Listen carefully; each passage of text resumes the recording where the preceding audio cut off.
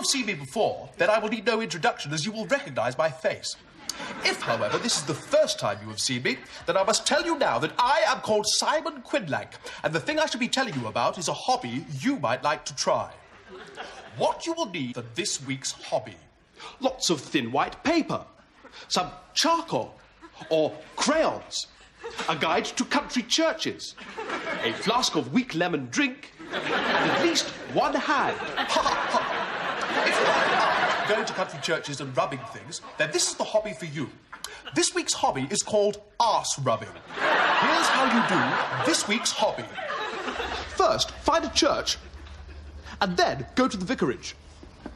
You can drink your weak lemon drink now, or you can save it until later.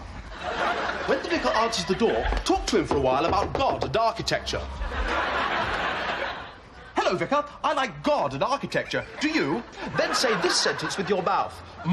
That's very interesting, Reverend. Would you be interested in letting me take a charcoal or crayon rubbing of your arse? Answer me! Delighted. Remove the vicar's trousers and underpants, if he has them.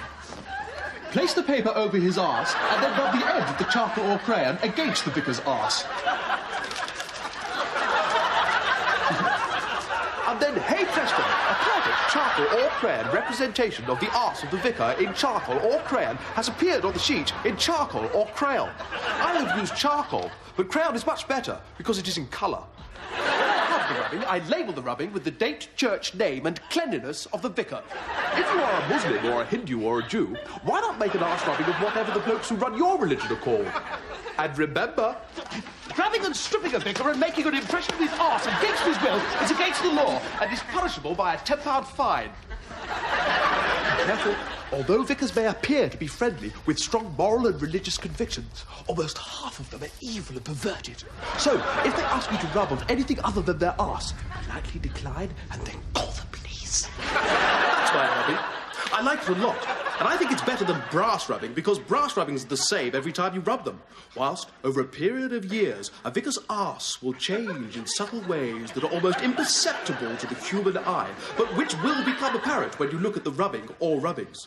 Plus, if you are gay or a woman, it's a good way to get a look at loads of blokes' arses really easily. Touch them. I am not gay, though. Or a woman. Bye.